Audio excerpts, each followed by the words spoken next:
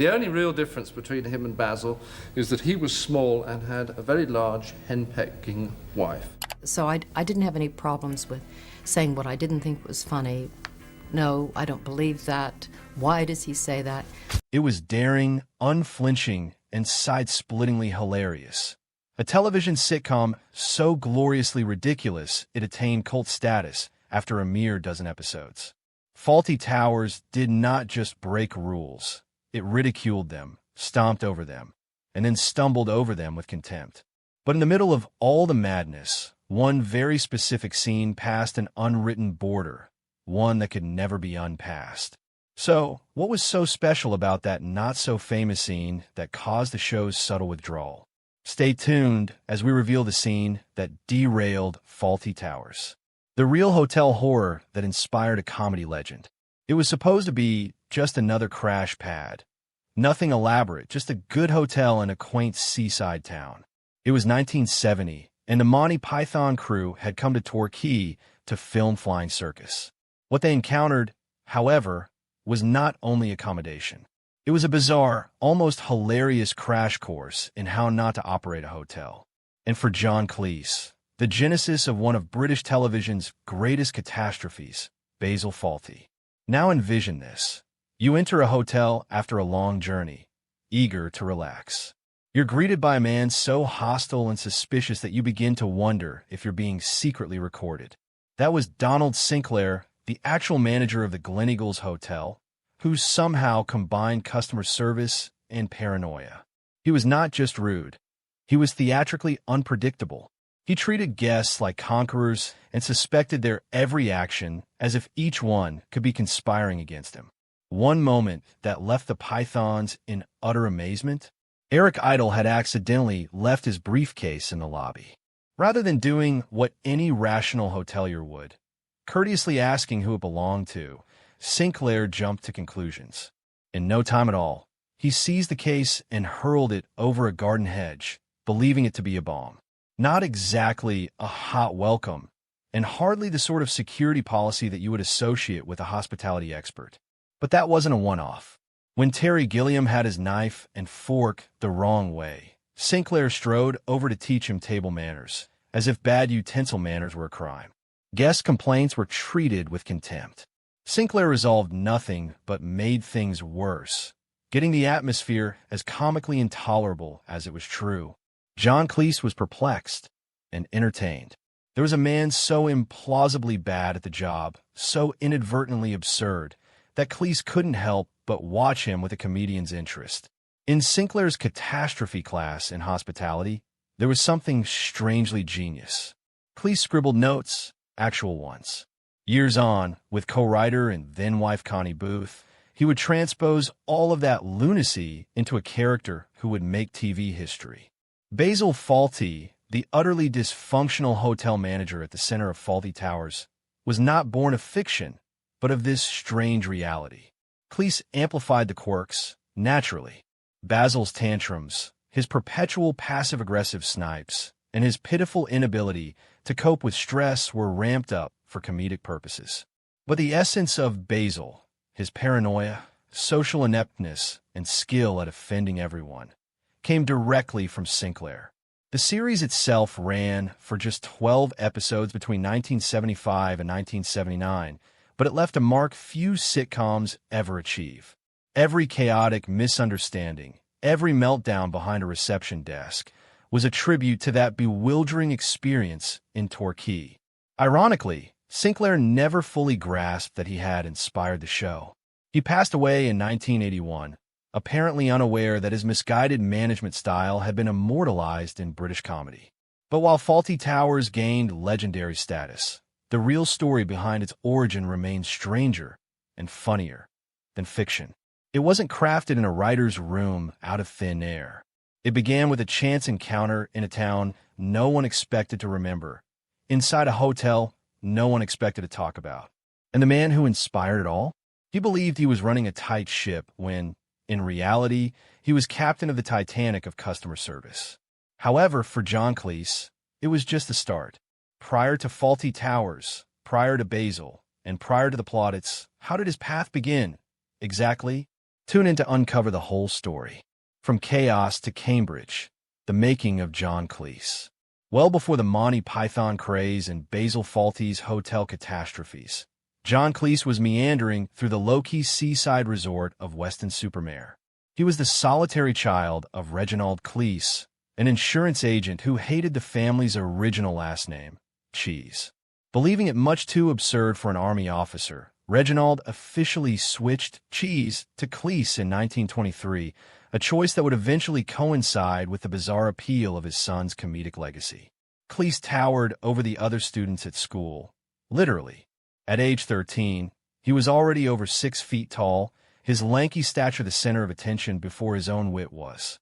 But beneath the gangly height and the school uniform, something more was gestating. His initial schooling at St. Peter's Preparatory School, financed on the basis of a family bequest, sowed 2 crucial seeds: a passion for language and a keen observation of human behavior. He was not merely a bright boy doing well at cricket and boxing. He was already learning the insanities of life, unbeknownst to him. The classroom itself, though, wasn't sufficient to stifle his curiosity. A statue joke during his school days at Clifton College foreshadowed the sort of humor Cleese would later master: dry, visual, and strangely cerebral.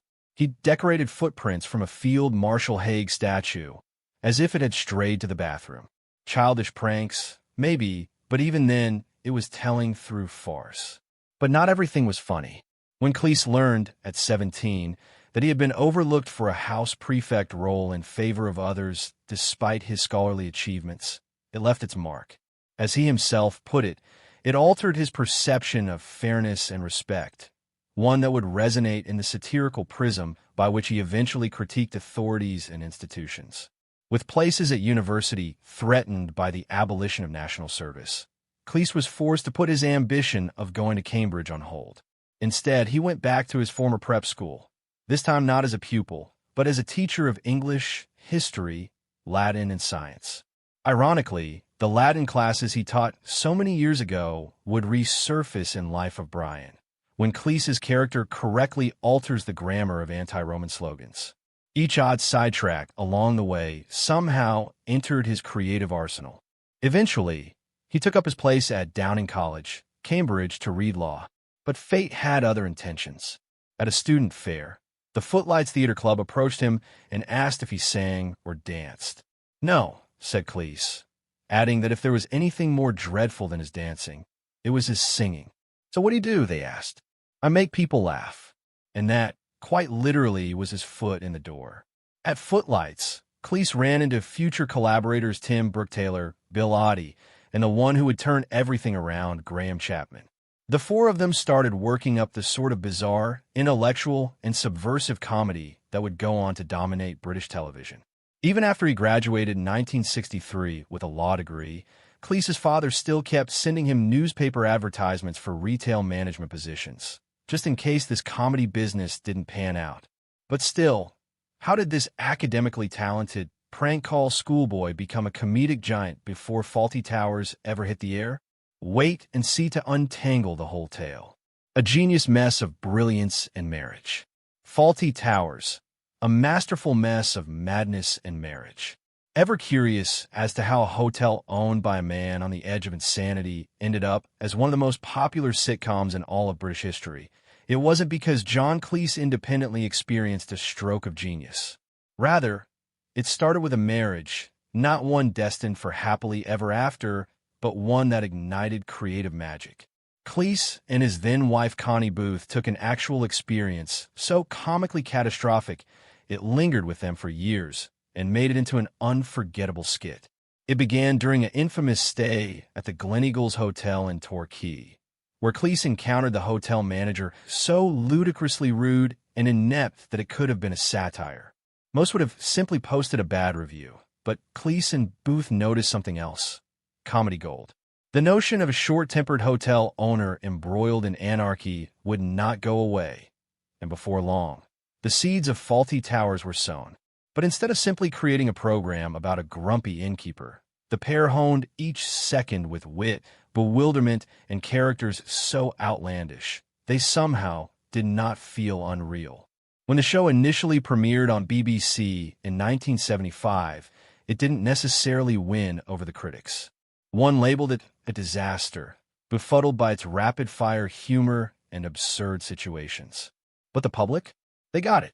Audiences immediately resonated with Basil Fawlty's frantic energy, Cleese's towering mass of nerves and rage, along with the quick-witted Sybil, the perpetually level-headed Polly, and hapless Manuel, who took every miscommunication and turned it into a combustible shambles.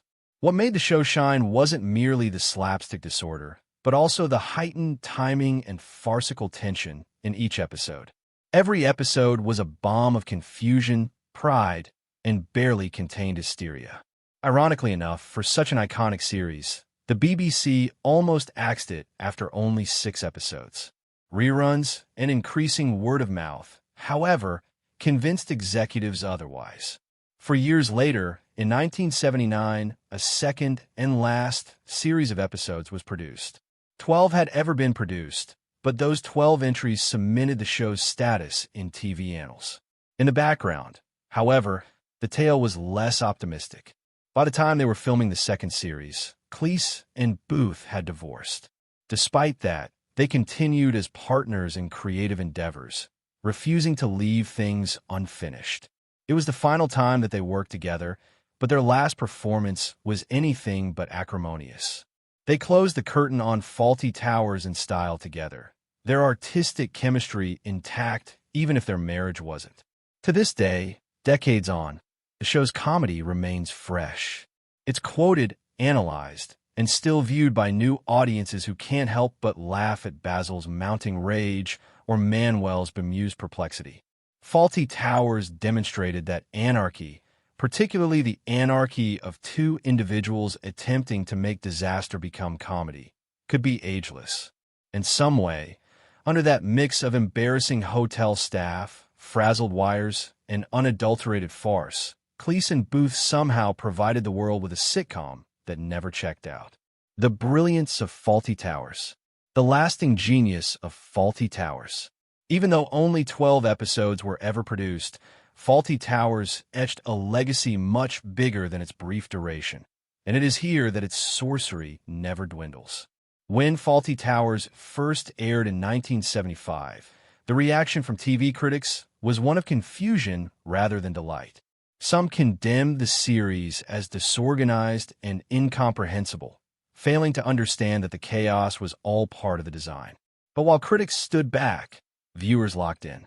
They didn't only do it, their appetite for it couldn't be satiated. There was something nearly agonizingly familiar about seeing Basil Fawlty stumble through every day, certain he was calling the shots when the world just had other ideas. John Cleese's execution of Basil wasn't only humorous. It was a lesson in near-constant fury and misplaced drive. Basil was not evil or sadistic by nature. He was merely stuck in a fantasy of elegance he could never fully achieve.